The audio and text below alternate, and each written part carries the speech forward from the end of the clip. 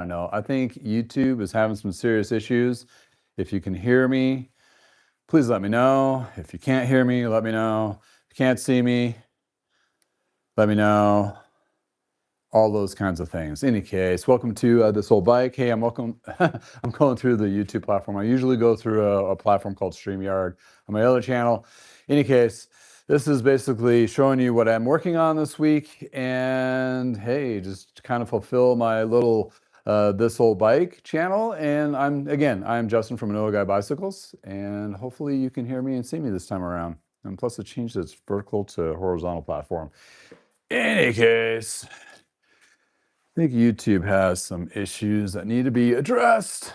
So where I left off, and you're probably going to hear me on the last video, is I'm doing jockey pulleys, flushing them out. I cleaned the drivetrain on this guy. Now I'm proceeding to put it back together, and then I'm going to install it onto a bicycle. And the bicycle is a Trek 1000, which was their entry-level aluminum road bike in the early 2000s. And pretty nice little bike. Any case. Oh, we are rolling. Okay. So this is really just kind of a test series. Apparently, I need to figure out how to do this on the yard stream because this is kind of redonkulous for doing on YouTube and having issues. But it could be my phone too, because Apple decided to do a freaking dumb update and it screwed all my settings up on everything. And in any case, back to the bike. Safe place for a bike. We're going to do some drop loops of the pivots.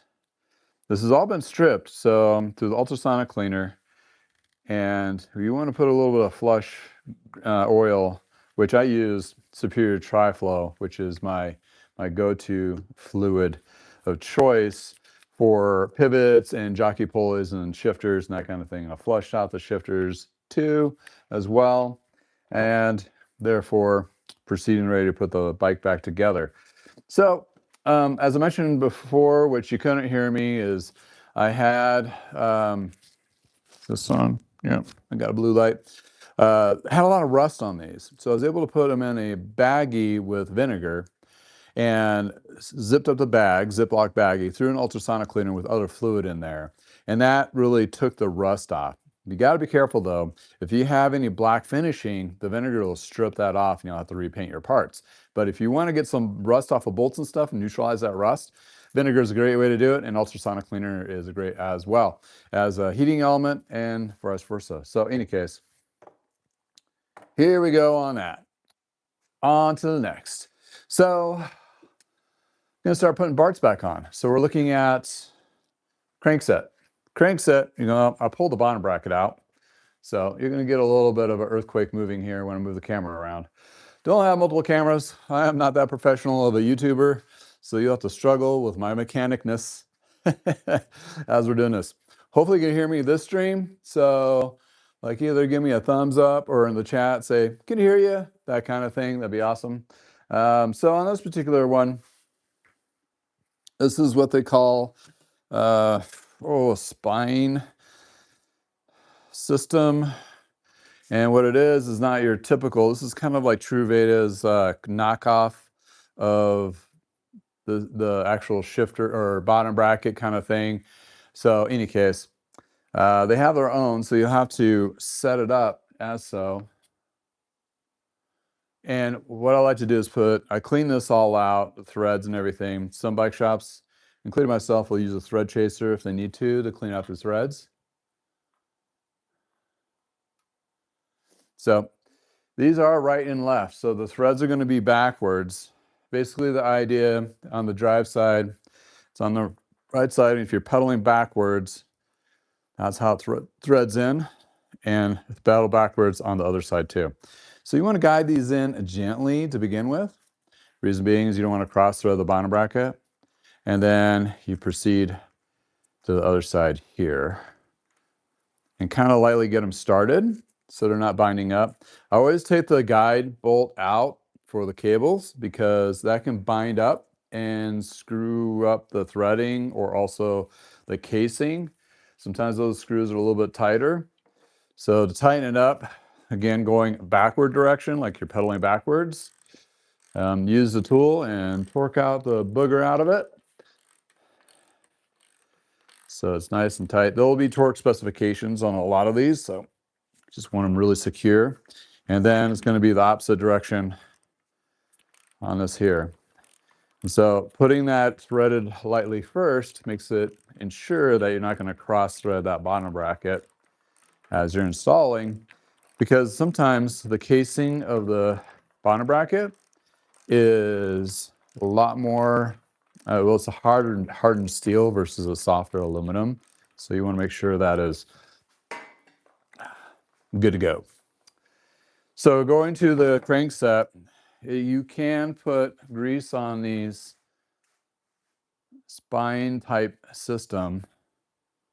It's not keyed, so it doesn't, it just goes on, but you want to make sure both your crank arms are opposite directions of each other.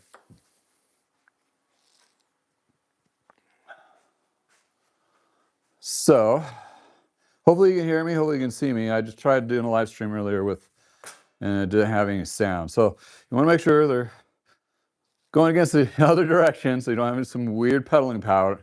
And you can tap them in, and these have a bigger bolt which uses the same size of threading as the Shimano per se. And then you just throw those in and you tighten them up.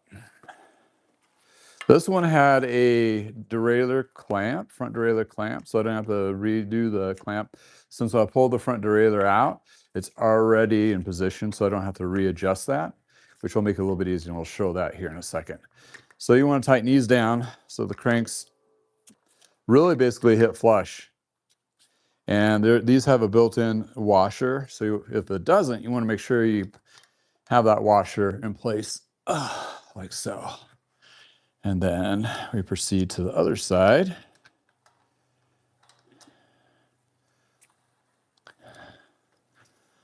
And get this guy tightened down as well.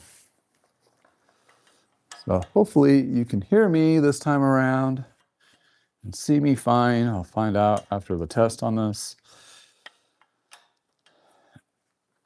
New channels, new problems. There we go. So you get it nice and tight. There you go. It's not loose and it's smooth. Not any grinding. These do have a little bit of a faster rotation. Usually that's an indication that the bottom bracket is worn out, but in this case it's not. So I'm going to move back over to here. We're going to observe the Brazon front derailleur. This guy does not match the model of what's on there, but it is a 9-speed, so the original probably died. This one's been ultrasonic cleaned as well. So what I'm going to do is put a nice little flush on all the pivots with Triflow Superior Lube.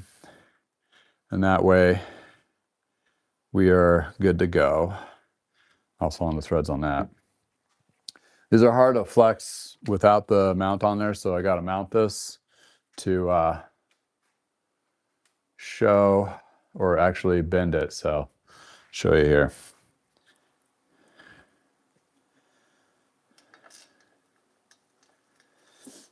And since it already has like pre-clamp, we're good to go. And voila. Then you can kind of massage that grease in by flexing it like so. So that takes care of the crank and the front derailleur.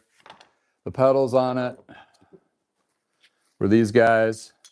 I do put a dab of grease on the actual spindles. They are right and left, so you want to make sure the right one is on the right side. And again, pedaling backwards is to tighten. So you want to lightly get a first couple threads first.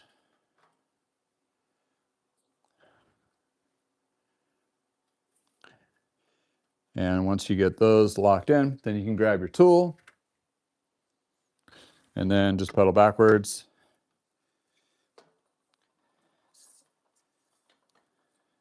Until it locks down in place. Same thing on the other side.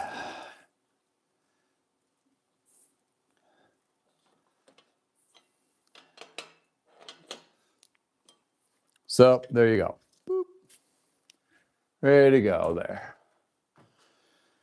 All right, so for the rear derailleur, I don't put that on until I get the wheel on there. And the wheel needs tires and tubes and cassette. Well, got the rear wheel here, trued up, cleaned, clean the rim. You can clean the rim, waxed everything, and then I cleaned the rim with rubbing alcohol to make sure the contact of the brake pads are not messed up. And then with the free hub body, I like to put grease on there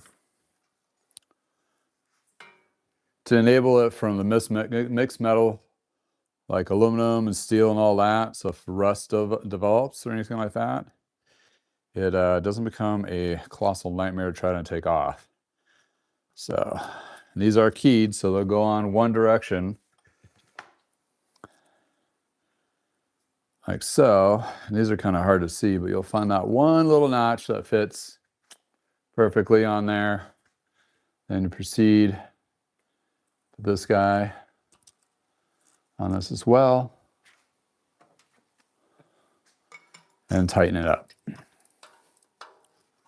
Like that. And don't forget the quick release, this guy here. So I'm gonna not put the tubes and tires on it just to show you how the brakes are gonna look on this guy. Plus I have to do separate videos on the brakes too. So in any case, and the tubes and tires, which are gonna be featured in a different video. So you get the rear wheel and the skewer. Check this out. Earthquake, there we go. So you wanna put this up flush, both dropouts.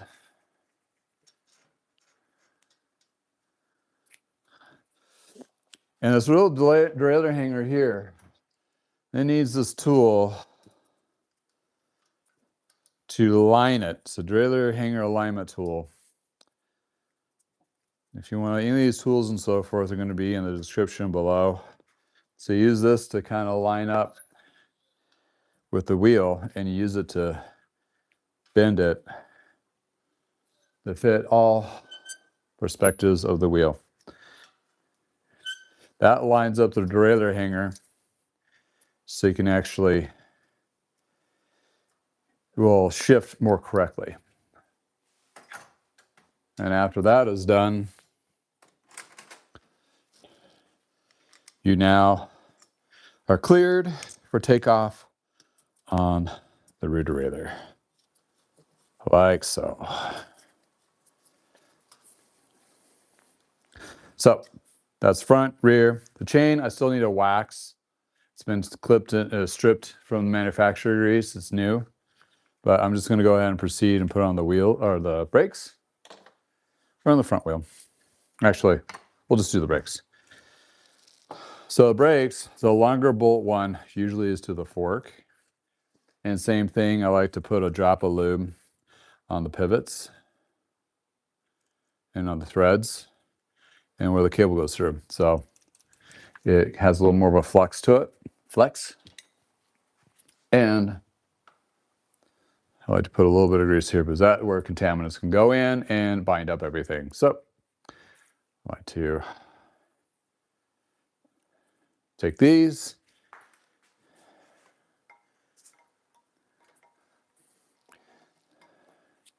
and I will resume next week with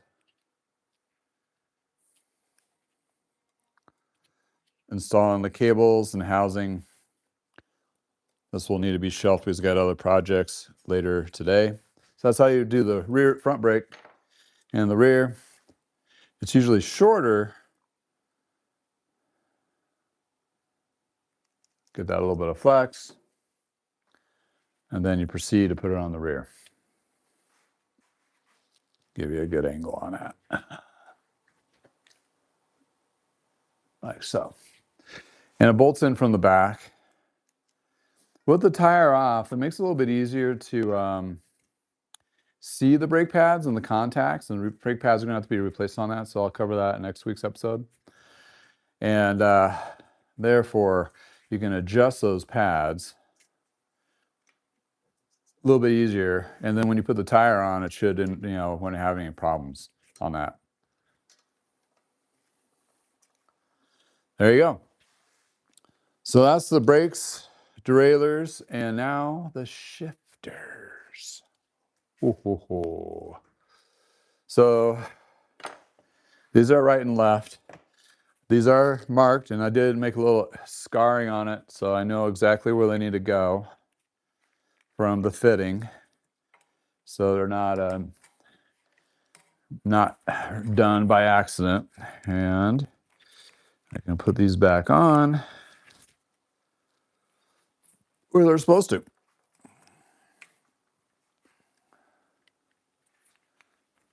So what I'm trying to do is get most of these parts back on the bike so I can set it aside and then proceed on to my next project.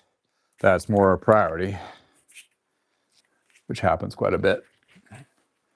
This person's not a rush, but I did get started, and I want to for sure just have marks here. Makes it a little bit easier. So forth. Bam, like so. Now with the skewer, got the front wheel. Did put wax and stuff on it. Getting notifications of get my flu shot. I already got my flu shot. Sometimes the wheels are directional. So that on that. And quick releases.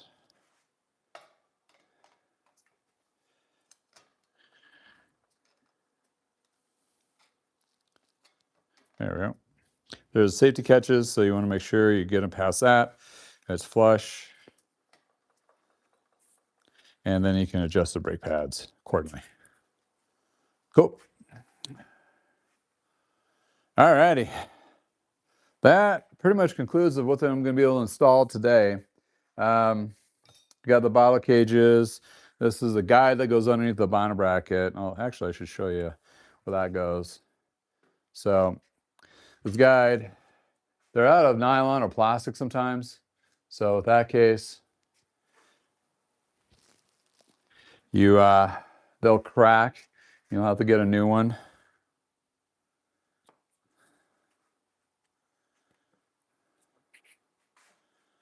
Since I took this off, I know exactly where it goes. And that's where also where your serial number is. So you want to keep track of that. And clamp that down. Voila. So I put a little dab of grease on there to make sure it doesn't rust. There's a lot of contaminants in the bottom part that does have a lot of rust elements there because of back spray and what have you. And then last but not least, bottle cages. I like to put a little grease on the bolts on these too. Same thing. Got contaminants. You got all sorts of weirdness going on.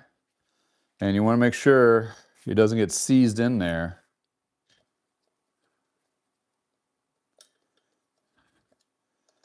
So it's not a problem. So there we go. Got that going.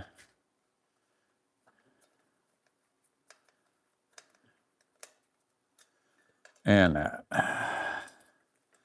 So yeah, if the live stream is not working, this means I can at least got something done. And I didn't feel like I wasted any of my time. Boop. Get the other bolt. Because, you know, sometimes things just don't work out the way you want them to. And especially with live stream. So we'll be returning to this bike next week with tubes and tires, cables and housing, bar tape, a new wax chain, and adjusting everything so it's working at its highest performance. But got majority of the work done where the cleaning, inspecting, polishing, and reinstalling lubed componentry. Ready to go. All righty. Now it's just time to clean up and get to my next project. Well, thanks again for hanging out with me at this old bike. And we'll resume this next week. Hopefully I'll have a better platform, so audio won't be a problem, video won't be a problem, and be a little more professional-ish. Any case, if it's nice in your neck of the woods, please go for a ride. I have additional information below in the description. And please like and subscribe to the channel if you like content like this. Until next time, have yourself a wonderful day.